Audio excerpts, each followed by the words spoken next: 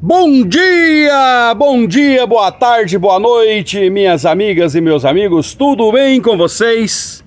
Eu sou Abraão Santana, você está no canal A Voz da Esquerda no Brasil. Hoje é 19 de setembro de 2025 e aqui agradecer a todos que faz parte dessa história, faz parte desse canal, né? Já é a primeira semana aqui de monetização no nosso canal, então agradecer a cada um de vocês, né, que faz parte dessa história, né, e convidar cada um de vocês que continue se inscrevendo, né, continue assistindo nossos vídeos, né, continue aí dando like, né, e gostaria de fazer um convite direto, especial para você, né. Eu abri um outro canal, um novo canal no YouTube, chamado Aventuras de Abraão Santana. Gostaria de pedir a cada um de vocês, né, que se inscreva nesse canal, porque é mais um objetivo nosso aqui de monetizar, né, porque eu tenho um plano de viajar pelo Brasil e pelo mundo, né, e não pode ser com esse canal, tem que ser com um outro canal. E eu abri um outro canal que chama Aventuras de Abraão Santana, e eu gostaria que você, meus inscritos deste canal aqui, você que vê esse vídeo, tá, que fizesse parte desse novo canal, para que a gente possa monetizar o quanto mais rápido possível esse segundo canal, para que a gente possa começar a fazer as nossas viagens dentro do Brasil e fora do Brasil. Gostaria muito, imensamente, de contar com vocês nessa nova jornada, né? E aqui vamos seguir com o nosso canal de política, fazendo o que nós precisamos fazer, o que nós gostamos de fazer, que é política. Nós falamos de política aqui todos os dias, né? Seja em vídeo, seja em live ao vivo, seja em short, né? Então, assim, gostaria muito, imensamente, que vocês continuassem aqui comigo, né? Assistindo nossos vídeos, acompanhando todo o nosso trabalho aqui, mas que também participasse do canal 2, né? Aventuras de Abraão Santana, para que nós possamos monetizar o quanto mais rápido possível lá. Aqui a gente demorou mais de 5 anos, né, pra gente fazer a monetização, e lá a gente quer fazer isso com um ano, menos de um ano, né? Então gostaria de contar com vocês, né? Aqui eu tenho 2.700 inscritos, né? 2.760 inscritos. Gostaria de pedir para vocês me ajudar lá, né, no novo canal lá, que é o canal Aventuras de Abraão Santana. Ok, minha gente, vamos no assunto do dia. Minha gente, é o seguinte, mais uma vez aqui, nós vamos virar nossas câmeras para o Congresso Nacional, né? Nós sabemos que muitas coisas mudam, muitas coisas já mudaram neste país, não foi de graça, não foi à toa que as coisas mudaram por aqui, né? Mas, em tempos de terrorismo no Brasil, em tempo de fascismo, em tempo de golpismo, né? Sempre tem um brilhante que sai com uma ideia maluca, né? E a maioria dos deputados abraça essas ideias. Do que eu tô falando? Eu estou falando da PEC da blindagem, né? Da PEC da bandidagem, a verdade é essa, né? A PEC da bandidagem. Eu explico por que isso, por que PEC da bandidagem. Veja bem, o bolsonarismo não aceita de forma alguma que Bolsonaro tentou dar o golpe no Brasil. Isso é fato, né? Tanto que o filho do imbrochável saiu do Brasil e foi para os Estados Unidos. E lá ele está alegando que é perseguido no Brasil, né? Isso já teve algumas reuniões lá com a Casa Branca, com o pessoal do Donald Trump e tal e coisa e tal. Eles acreditam piamente, cegamente, que há uma ditadura no Brasil, né? E não existe ditadura no Brasil. Não existe ditadura no Brasil nesse período que a gente está vivendo de democracia. Porque o Brasil foi sempre governado por ditadores. Essa é a verdade, né? O último caso mais recente foi do 1964 a 1985, né? Que a ditadura militar governou esse país.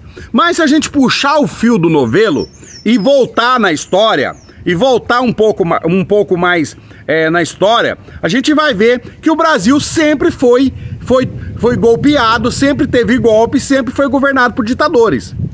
Essa é a real, né? E nesse momento da história, né, um resquício da última ditadura, que é o Bolsonaro e a sua família, né? E esse resquício, então, do último período ditatorial no Brasil, a qual houve lá uma anistia ampla e restrita, na época, para que os militares devolvessem o Brasil para os brasileiros, né? Houve, então, uma anistia e ninguém pagou pelos seus crimes. Ninguém foi preso por matar pai de família, por matar famílias inteiras, por sequestrar, torturar e fazer só para vocês terem uma ideia, que mais de 400 vidas foram perdidas em 21 anos de ditadura no Brasil. Por não ter nenhum desses ditadores pago pelos seus crimes, ainda existe pessoas no dia de hoje, né, tanto civil quanto militar, que defende que o Brasil tem que ser governado por ditadores, né? Só que, veja bem, quando houve ali a discussão, né, de voltar o Brasil para os brasileiros, né, quando houve essa luta entre a sociedade civil, né, e o governo militar, houve também uma organização de toda a sociedade. E quando essa organização se organiza, sai coisa boa, né? Sai coisa boa. E aí foi escrito a nova Constituição por essa organização, por essa sociedade organizada, aonde hoje tem aí, que já está batendo 37 anos de democracia plena, né? Mas ainda existe pessoas que acham que o Brasil precisa ser governado por ditaduras. Existe pessoas que acham que tem que governar com mão de ferro, né? Mas essa nova Constituição que entrou em vigor em 89, ela trouxe alguns mecanismos. E esses mecanismos que tem na Constituição diz que tem alguns casos que são causas pétreas, né? Causas pétreas são situações na Constituição que não pode ser mudada em tempo de democracia, né? Pode ser mudado um dia, sim, se derrubar o governo e montar uma outra Constituição. Mas nessa conjuntura que se encontra a democracia, a Constituição brasileira, não tem coisas que não dá para mudar. Tem coisas que não vai ser mudado por projeto de lei.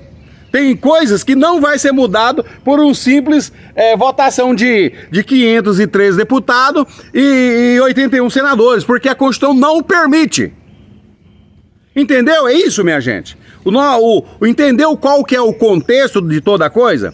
Para que a gente possa entrar no assunto do dia, né? Esse foi só um explanamento aqui, para nós entrar no assunto do dia, da PEC da blindagem. Deixa eu explicar para vocês. Quando em 88 foi inaugurada a nova Constituição, que passou a valer no Brasil, todos os ministros do STF eram indicação do governo militar. Todos os ministros que lá estavam era indicação do governo militar. Então, em qualquer momento, qualquer um daqueles ministros poderia determinar investigação até prisão de deputado estadual, federal e senadores. Para que isso não acontecesse, foi colocado na Constituição, no artigo, se eu não estiver enganado, no artigo 60, não lembro agora o artigo, mas foi colocado na Constituição, que para que um senador ou um deputado fosse processado, teria que ser autorizado pela uma das duas casas. Essa ferramenta constitucional, ela vem da Constituição Federal. Ela vem de um tempo aonde o risco era muito grande né, de qualquer um daqueles ministros que era da ditadura militar, abrir investigação contra deputado, contra senador, né? E isso poderia trazer ali uma instabilidade para a nova Constituição. Então foi colocado esse mecanismo na Constituição Federal. E aí, minha gente, de 89 ao ano 2000, 244 pedidos de investigação contra parlamentares foi aberto. 244 pedido de investigação foi encaminhado para as duas casas para investigar crime de senadores e de deputado federal. O que aconteceu nesse período é que um deputado só foi autorizado a ser investigado, né, criminalmente nesse período de 89 a 2000, né? E aí, minha gente, o que explodiu de vez? O que aconteceu para que esse mecanismo fosse derrubado? Tinha um deputado, um senador, eu não lembro se é um deputado ou um senador, acho que era um senador federal, né? Que ele, nas terras dele, no Mato Grosso, no Mato Grosso, se eu não estiver enganado também, né? Esse cara matou mais de 50 pessoas na base da motosserra. Ele cortava e esquartejava as pessoas na motosserra. E ele não poderia ser processado. Ele não poderia ser investigado, processado e preso, porque o Congresso não deixava. Por causa desse mecanismo que existia de 88, né? Que era ali naquele momento saudável para aquele momento da história, por causa que todos os ministros era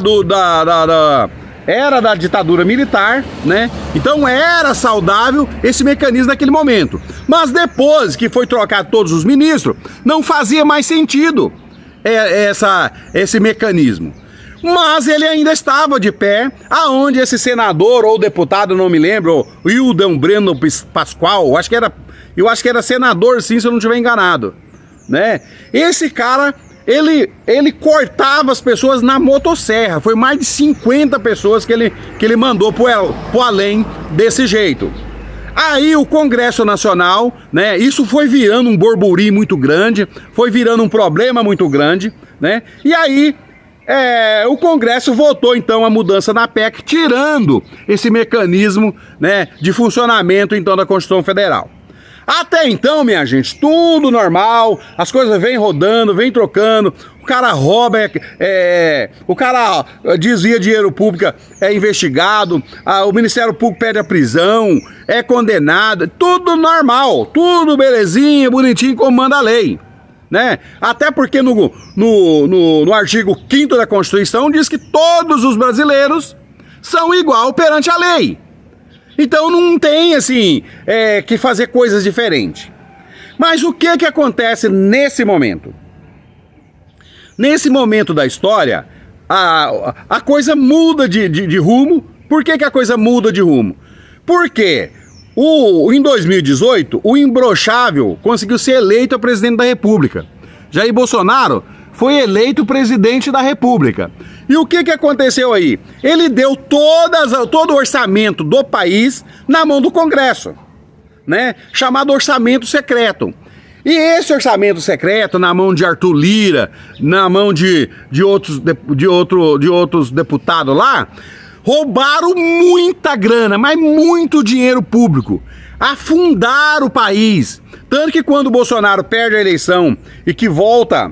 que o Lula ganha a eleição, ele vai ver o caixa, não tinha dinheiro nem para comprar papel higiênico no governo federal. O Lula, antes mesmo de assumir como presidente da República, ele faz ali uma movimentação, né, para que fosse aprovado o tal de arcabouço fiscal, porque ele precisava de dinheiro para governar. Não tinha nada, gente. Não tinha nenhum centavo no caixa do Brasil. Porque o Centrão, né, juntamente no Congresso Nacional, o Centrão e Arthur Lira e outros mais, roubaram o dinheiro público todinho do nosso país. E agora, minha gente, depois que o Lula assume a presidência, que eles aprovam esse valor aí do arcabouço fiscal, né, e E aí as instituições são liberadas, né? Porque estava toda sequestrada pelo Bolsonaro e bolsonarismo, né? Tava todo sequestrado os mecanismos de trabalho desse país. Aí é liberado, né? Aí o presidente Lula coloca tudo à disposição, né? A justiça faz o seu trabalho, a polícia rodoviária faz o seu trabalho, a polícia federal faz a investigação, o Ministério Público faça o que tem que ser feito, né? Quando isso acontece, minha gente, quando isso me acontece, o Flávio Dino, né, o cavaleiro mais novo ali, um dos mais novos ali do Congresso, quer saber aonde foi parar o dinheiro público, né? E aí, minha gente, o que acontece? Logo em seguida, Bolsonaro é condenado agora pela tentativa de golpe, pela trama golpista no Brasil. E tem mais, acredite, minha gente, tem mais de 300 deputados envolvidos no desvio de dinheiro público, né? Mais de 300 deputados envolvidos no roubo do dinheiro público das emendas PIX, das emendas do orçamento secreto. E o Dino quer saber onde foi parar esse dinheiro, né? Com o julgamento do inelegível, do imbrochável Bolsonaro, e agora vai pra cadeia, vai ficar preso, né? Eles aprovaram agora, de última hora, né, no calar da noite, a tal da PEC da blindagem. Essa PEC da blindagem, minha gente, acredite, é somente para livrar os ladrões de dinheiro público da cadeia.